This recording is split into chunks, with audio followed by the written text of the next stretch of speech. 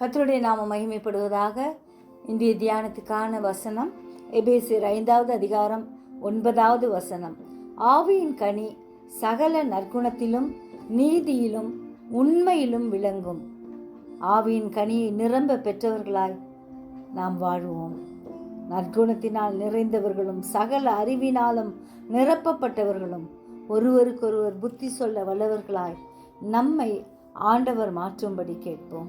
நாம் மனோவாஞ்சியாய் வசனத்தை ஏற்றுக்கொண்டு காரியங்கள் இப்படி நடக்கிறதா என்று தினந்தோறும் வேத வாக்கியங்களை ஆராய்ந்து பார்ப்போம். ஏனென்றால் கர்த்தரால் நற்குணசாலிகள் என்ற பெயரை பெறுவதற்காக நாம் முயற்சிப்போம். ஜெபிப்போமா. ஜீவிக்கிறதான நல்ல இயேசுவே, இந்த அருமையான நாளுக்காய் நன்றியோடு ஸ்தோத்திரிக்கிறோம்.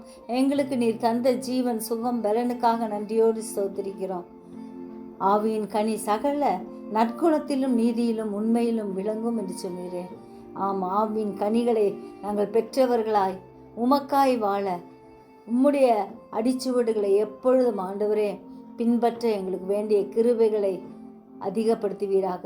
வேதத்தில் உள்ள ஆண்டவரே தீர்க்கதரிசிகள் சொல்லும் ஒவ்வொரு வார்த்தைகளுக்கும், அப்போஸ்தலர்கள் சொல்லுகிற ஒவ்வொரு வார்த்தைகளையும் நாங்கள் கேட்டு அதன்படி நடக்க எங்களுக்கு வேண்டிய கிருபையை அதிகப்படுத்தும் ஐயா. நாங்கள் ஒவ்வொருவரும் உம்மை பிரியப்படுத்தி வாழ கிருபை தாரும் ஐயா. நற்குணசாலிகளாய் வாழ கிருபை தாரும். உம்முடைய நல்ல வார்த்தை எங்கள் ஒவ்வொருவரையும் தேற்றும்படியாய் ஆண்டவரே எங்களை ஆறுதல் படுத்தும்படியாய் உயர்த்தும்படியாய் உம்முடைய கரத்தில் ஒப்பு கொடுக்கிறோம். நீரே பொறுப்பிடும் வழி நடத்தும் ஆசீர்வதியும். இயேசுவின் மூலம் ஜெபங்கேளும் பிதாவே. ஆமென்.